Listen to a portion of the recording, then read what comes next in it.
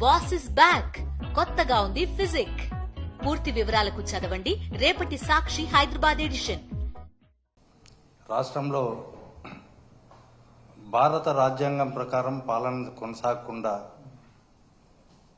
కూటమి ప్రభుత్వం ఏం చెప్తే అదే రాజ్యాంగం అన్నట్టు లోకేష్ చెప్పిన రెడ్ బుక్ రాజ్యాంగం ప్రకారం ఈ రాష్ట్రంలో పాలన కొనసాగుతా ఉందని భావిస్తున్నాం. దీనికి అనేకమైన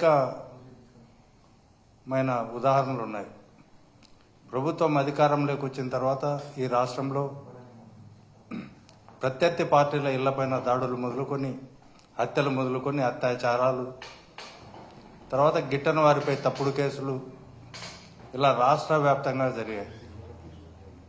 అదే సందర్భంలో ఇవి పీక్ దశకు చేరుకుంటున్న తరుణంలో ఇప్పుడు రాష్ట్ర వ్యాప్తంగా ఒక స్పెషల్ డ్రైవ్ నిర్వహిస్తూ సోషల్ మీడియా పైన తప్పుడు కేసులు బనాయిస్తా ఉన్నారు.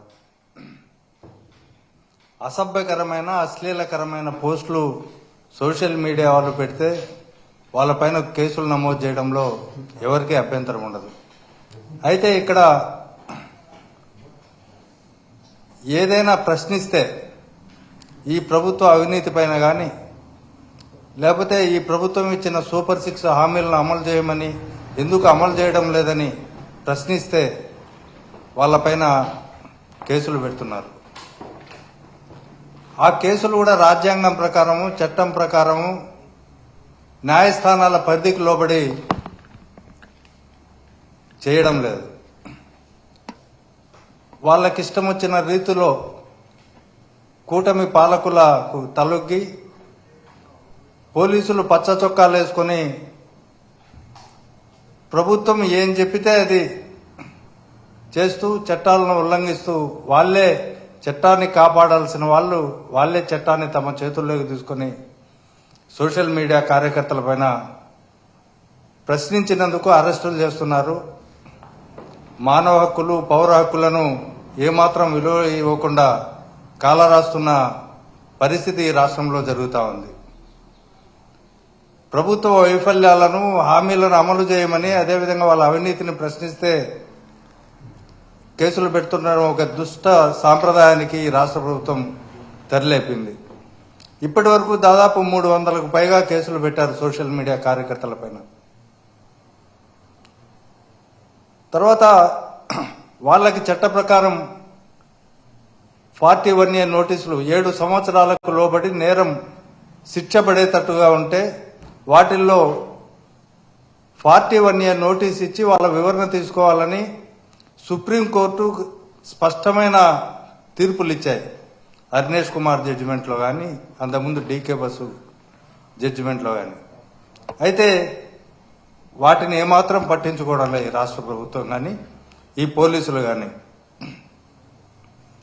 41A ఇవ్వకుండా పోనీ వాళ్ళకి 41A నోటీస్ వాట్సాప్ల ద్వారా పంపకుండా అర్ధరాత్రి పూట వాళ్ళ ఇంటికి పోయి దేనికోసం అరెస్టు చేస్తున్నారు, ఏమి నేరం చేసినారు అనే ఇది కూడా వాళ్లకు తెలియపరచకుండా వాళ్ళని అరెస్టు చేసి చిత్రహింసలకు గురి చేసిన సందర్భాలు ఉన్నాయి. అదేవిధంగా కొంతమందిని పోలీస్ స్టేషన్కి తీసుకెళ్లి ఏం నేరం చేసినారో చెప్పరు, ఏం పోస్టులు పెట్టినారో చెప్పరు, ఏం కేసు నమోదైందో చెప్పరు. ఉదయం నుంచి రాత్రి వరకు పెట్టుకుని మళ్ళీ రేపు పొద్దున్న రాడని చెప్పి ఇట్లా రాష్ట్రంలో చాలా మందిని తిప్పుతున్న పరిస్థితులు కూడా ఈ రాష్ట్రంలో జరుగుతూ ఉన్నాయి. అదేవిధంగా మరికొంతమంది ఇట్లా 5-6 రోజుల పాటు 10 రోజుల పాటు నిర్బంధించి కూడా వాళ్ళని రిలీజ్ చేయకపోతే వాళ్ళు హెబియస్ కార్పస్ పిటిషన్లు హైకోర్టులో వేస్తారు.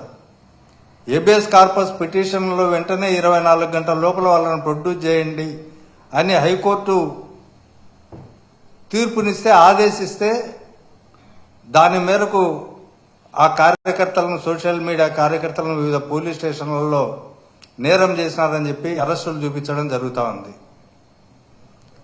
మా పైన పోలీస్ డిపార్ట్మెంటే మీరు కేసులు వేస్తారా అనే దీంతో ఇప్పుడు హెబియస్ కార్పస్ పిటిషన్లు పెట్టిన వాళ్ళపైన ఒకరిపైన 21 కేసులు, ఇంటూరు రవికిరణ్ పైన 16 కేసులు, పెద్దింటి సుధారాణి పైన 14 కేసులు, ఇలా చాలా మంది పైన 10లకు పైన కేసులు పెడతా పోతా ఉన్నారు. ఇది అత్యంత దుర్మార్గమైన విషయం.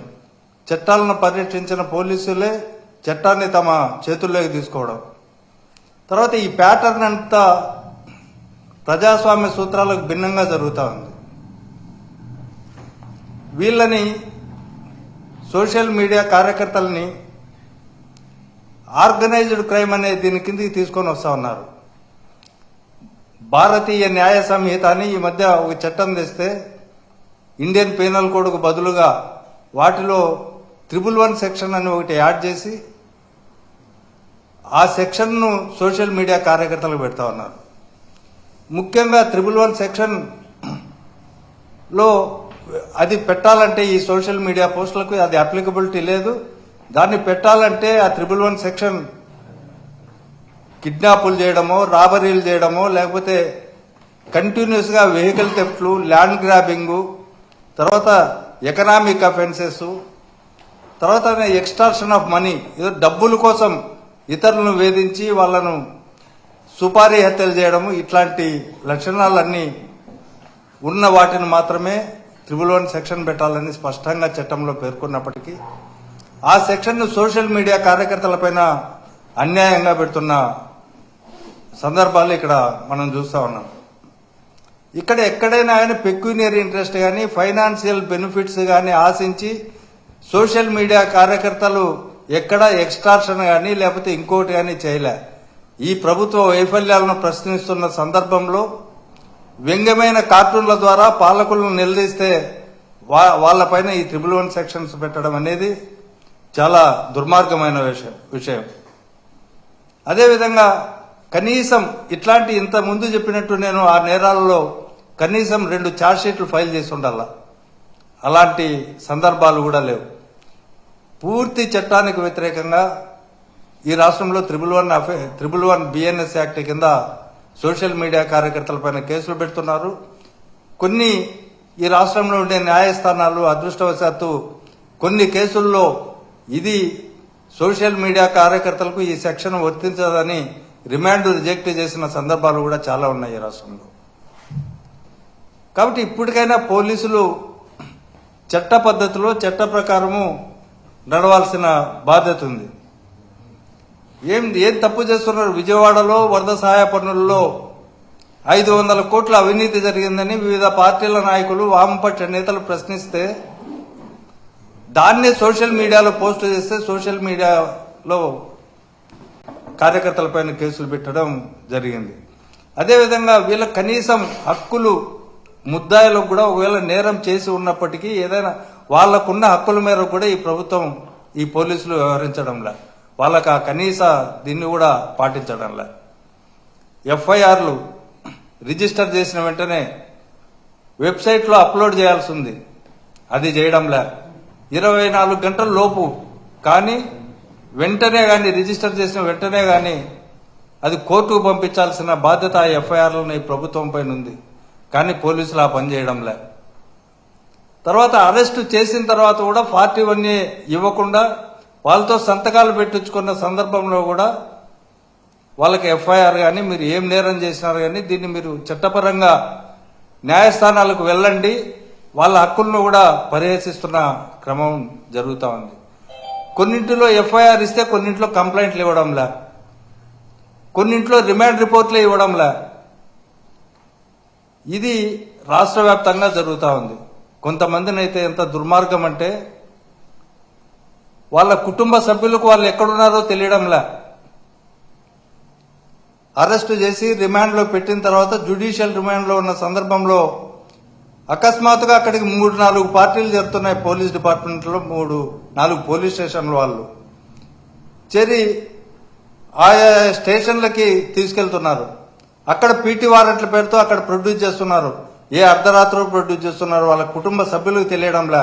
పోనీ వాళ్ళకి ఎఫ్ఐఆర్లు ఇవ్వడంలే, రిమాండ్ రిపోర్ట్లు ఇవ్వడంలే, పీటీ వారెంట్లు ప్రొడ్యూస్ చేయాల్సిన సందర్భంగా కనీసం ఏమేమైతే ఉన్నాయో వాటిని కూడా పాటించకుండా వీళ్ళు పోలీసులు ప్రవర్తిస్తున్నారు. జైళ్లలో ఉన్న వారికి కనీసం వాళ్ళ న్యాయస్థానాలకు వెళ్లి న్యాయవాదులతో మాట్లాడే పరిస్థితి కూడా కల్పించడం లే. కొన్ని జైళ్లలో అయితే మాకు స్ట్రిక్ట్ ఇన్స్ట్రక్షన్స్ ఉన్నాయని వాళ్ళ కుటుంబ సభ్యులను కూడా అలో చేయడంలే. ఈ విధంగా నిజంగా ఆర్గనైజ్డ్ క్రైమ్ అంటే ఎవరు చేస్తారంటే ఈ ప్రభుత్వం చేస్తుంది, పోలీసు వాళ్ళు చేస్తున్నారు, సోషల్ మీడియా కార్యకర్తలు కాదు చేస్తుండేది. ఇది ఒక ప్రణాళిక ప్రకారమే, ఒక పద్ధతి ప్రకారం ఒక డ్రైవ్ నిర్వహించి రాష్ట్ర వ్యాప్తంగా ఇది జరుగుతుంది. అదేవిధంగా ఒకే కంటెంట్ పైన మల్టిపుల్ ఎఫ్ఐఆర్స్, అంటే ఏదైనా ఒక పోస్ట్ చేస్తే ఆ పోస్ట్ పైన వివిధ స్టేషన్లలో కేసులు పెట్టడం అదే అంశం పైన ఇలా మల్టిపుల్ ఎఫ్ఐఆర్లు పెట్టి కూడా వేధిస్తున్నారు. అర్ధరాత్రుల పూట అరెస్టులు చేసి వేధిస్తా ఉన్నారు. తర్వాత 5 ఏళ్ల క్రితం ఎప్పుడో పోస్టులు పెట్టి ఉంటే ఆ పోస్టులను ఆధారం చేసుకుని ఈరోజు కంప్లైంట్లు ఇస్తే తెలుగుదేశం కార్యకర్తలు దానిపైన వైసీపీ సోషల్ మీడియా కార్యకర్తల పైన కేసులు పెడతా ఉన్నారు. ఇవి దాదాపు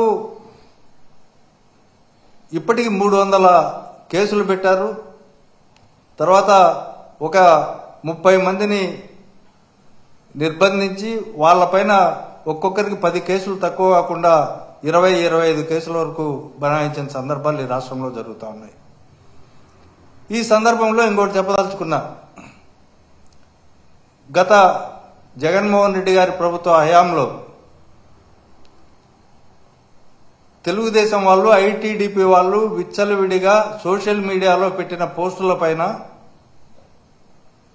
కంప్లైంట్లు ఇస్తే ఎక్కడా తీసుకోవడం లే. తర్వాత ఆ ప్రభుత్వంలో తెలుగుదేశం పార్టీ పైన కొన్ని కేసులు నమోదైతే ఈరోజు ఎవరైతే కంప్లైంట్ ఇచ్చినారో వాళ్ళ ఇండ్లకు వెళ్లి అవన్నీ ఉపసంహరించుకుంటారా, ఉపసంహరించుకోకపోతే మీ పైన తీవ్ర పరిణామాలు ఉన్నాయని చెప్పి హెచ్చరిస్తూ ఆ కేసులన్నింటినీ విత్డ్రా చేస్తా ఉన్నారు. ఇంకోవైపు ఈ రాష్ట్ర వ్యాప్తంగా 26 జిల్లాల్లో కూడా చంద్రబాబు నాయుడు పైన, లోకేష్ పైన, తర్వాత మిగతా తెలుగుదేశం పార్టీలో ఉన్న సోషల్ మీడియా వాళ్ళు ఎవరెవరు ఏమేమి ఐటీడీపీలో పోస్టులు చేశారు వాటన్నిటినీ ఉదహరిస్తూ వాటిని ఆధారాలతో సహా వివిధ పోలీస్ స్టేషన్లో ఇస్తే వాటిపైన ఇంతవరకు ఒక్క ఎఫ్ఐఆర్ కూడా నమోదు చేయలే. ప్రభుత్వం అంటే నేరం చేసే వాళ్ళందరికీ ఒకటే విధమైన శిక్ష ఉండాలా. రాజ్యాంగం తెలుగుదేశానికి ఒక రాజ్యాంగం, వైసీపీకి ఒక రాజ్యాంగం, ఇంకో పార్టీకి ఇంకో రాజ్యాంగం అనేది ఉండదు. దీన్ని కేవలం ప్రతిపక్షాన్ని అంచివేయడానికి, వాళ్ళను ప్రశ్నించకుండా ఉండడానికి ఈ రాష్ట్రంలో ఒక దుర్మార్గమైన ప్రయత్నం కొనసాగుతోంది. వాళ్ళు ఏమనుకుంటున్నారంటే మమ్మల్ని ప్రశ్నించేవాడు లేకపోతే ఈ పార్టీలను కూడా నాశనం చేయొచ్చు అనేది మీరు భావిస్తున్నారు. అది ఒక్క మీ పగటి కళ మాత్రమే అని చెప్పి ఇవాళ చెప్పదలుచుకున్నా. మీరు ఏదైనా ఉంటే ఇది వ్యక్తులపైన చర్యలు తీసుకుంటున్నాం, లేకపోతే పార్టీలను అనగదొక్కుతున్నామని అనుకుంటున్నారే కానీ ఇంకొక సందర్భంలో చాలా తీవ్రమైన పరిణామాలకు దారితీసే, వ్యవస్థలను నాశనం చేసే పరిస్థితికి మీరు పూనుకుంటున్నారు. చరిత్ర మిమ్మల్ని క్షమించదు. ఒక దుష్ట సాంప్రదాయానికి పోలీసు అధికారులు తెరదీస్తున్నారు ఈ కూటమి ప్రభుత్వ ఆజ్ఞలకు లోబడి. కాబట్టి దీన్ని మీరు వెంటనే ఉపసంహరించుకోవాలని మేము చెప్తున్నాం. ఎందుకంటే